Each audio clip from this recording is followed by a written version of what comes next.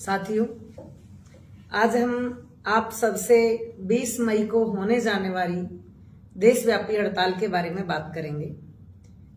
देश के अंदर काम करने वाले सभी मजदूर, anganwadi worker, helper, ASHA, mid day meal scheme worker, करोड़ों करोड़ों लोग इस बात को अच्छी तरह से समझ गए हैं कि 20 मई को जो हड़ताल हो रही है देशव्यापी, वो किन मांगों को लेकर हो रही है। क्योंकि अकेला CI2 ही नहीं, देश के अंदर बाकी मजदूर संगठनों में काम करने वाले ट्रेड यूनियन भी मिलके किसान मजदूर इस 20 मई की हड़ताल को सफल बनाने के लिए पूरे देश के अंदर एक आंदोलन चला हुआ है। All India federation of anganwadi worker and helper भी इसका एक मेजर पार्ट है। हम भी 20 मई को हड़ताल सफल करने के लिए पूरे देश के अंदर आंगनवाड़ी वर्कर हेल्पर अपनी जोरों से तैयारी कर रहे हैं। ये बात अकेली आंगनवाड़ी वर्कर हेल्पर की मांगों की नहीं है। ये जो 4 लेबर कोड हिंदुस्तान की सरकार लेकर आई है और हिंदुस्तान के मजदूरों के ऊपर जो इतना बड़ा हमला है, उसका मुकाबला करने के लिए हिंदुस्तान की मजदूर जमात को इकट्ठा होने के अलावा कोई दूसरा चारा नहीं है और उसके खिलाफ आंदोलन तेज करने के बिना भी कोई गुजारा नहीं है।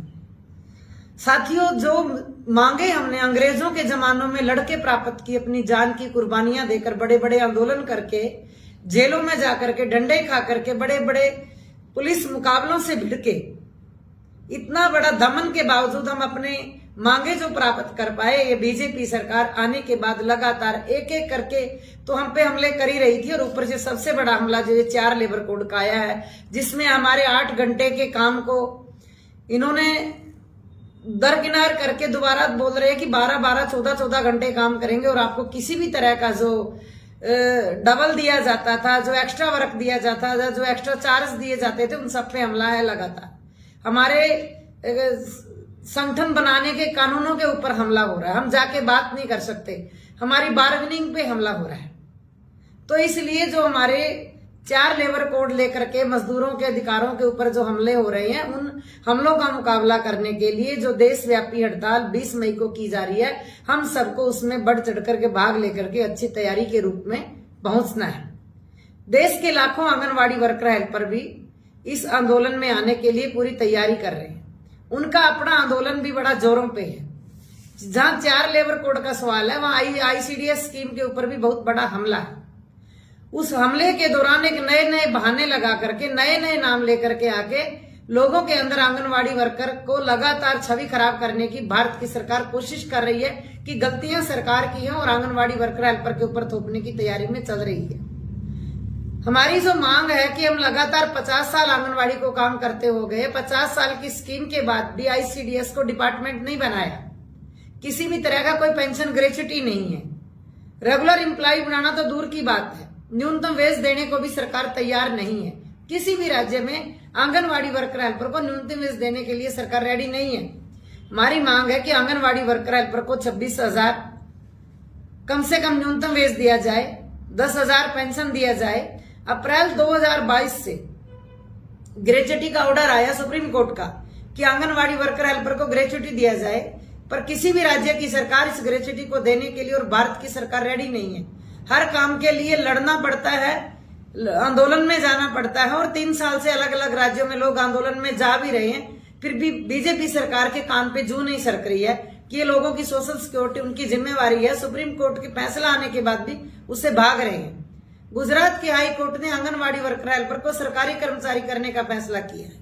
अगर कोई भी कोर्ट का फैसला हमारे खिलाफ आता है तो एक सुर में देश की सभी सरकारें बात करती हैं कि ये तो फलां कोर्ट ने फैसला दे दिया, आप पे लागू नहीं हो सकता।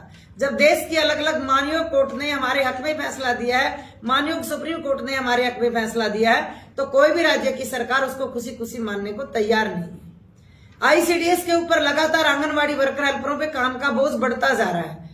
डिजिटल के नाम पे आंगनवाड़ी वर्करों का लगातार शोषण किया जा रहा है। खाने में एक भी दाना बढ़ाना नहीं, आंगनवाड़ी वर्कर का मानदेय बढ़ाना नहीं, बजट में लगातार कटौती हो रही है, राशन में कोई बढ़ोतरी नहीं है, क्वालिटी में कोई बढ़ोतरी नहीं है। सिर्फ फोटो खींचो, डिजिटलाइजेशन करो, पोषण ऐप डाउनलोड करो, उस पे भरो। कोई स्टंट बच्चा नहीं आना चाहिए, बौना बच्चा कोई नहीं आना चाहिए, सैम मैम आपको दिखाने नहीं है। जैसे होंगे वैसे ही बच्चे आएंगे, फिर बोलते हैं कि रिपोर्ट गलत है, बच्चे कुपोषित ज्यादा दिखाई जा रहे हैं। असल में कुपोषित बच्चे इससे भी ज्यादा हैं। फोटो खींचने से किसी बच्चे का कुपोषण खत्म नहीं होगा। लगातार अगर बच्चे के पेट में कुछ जाएगा तभी बच्चे का कुपोषण खत्म होगा। अब एक ई-KYC के नाम पे फेस FRS नाम की एक ऐप है जिसके ऊपर आप फेस आईडी के नाम पे अगर किसी को आपने फेस आईडी नहीं किया, आपने उसका ई-KYC नहीं किया है तो आपको राशन नहीं दिया जाएगा। तो ये क्लियर है कि अगर आपको आंगनवाड़ी से 1 किलो आधा किलो राशन चाहिए तो पहले उस लाभपात्री को मोबाइल खरीदना पड़ेगा, उस मोबाइल को रिचार्ज करना पड़ेगा। और जो हमारे घरों पे काम करने वाली गरीब महिलाएं हैं, कोई खेत में काम करने जाती है, कोई कंस्ट्रक्शन वर्कर है, कोई नरेगा में काम करती है, कोई डोमेस्टिक वर्कर है, कोई फैक्ट्री मजदूर है, अलग अलग जगहों पे जो काम करने जाती हैं, तो वो काम छोड़ करके आंगनवाड़ी में फेस आईडी के लिए अगर वो आएगी तो उसके पास मोबाइल होना चाहिए ताकि वो OTP बता सके, तभी सरकार उसको देगी। अगर नहीं दोगा तो उसका राशन काट लिया जाएगा। सरकार जानबूझ के लाभपात्रियों को कम करने के लिए नए नए तरीके ढूंढ रही है। तो हमारी मांग ये है कि किसी को भी राइट टू फूड नियम के तहत भोजन से वंचित नहीं रखा जा सकता।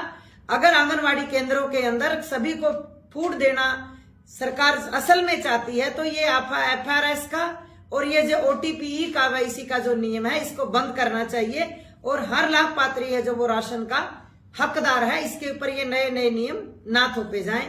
तो मेरी सभी साथियों से ये अपील है कि आने वाली 20 मई को सभी आंगनवाड़ी वर्कर, हेल्पर अपनी 20 मई की हड़ताल को सफल बनाने के लिए सभी को अपने अपने प्लेटफार्म पे जिस जिस जगह पे उनको तय किया गया है ज्यादा से ज्यादा गिनती में आंदोलन में भाग लें और अपनी ताकत का प्रदर्शन करें और अपने अधिकारों की रक्षा करें।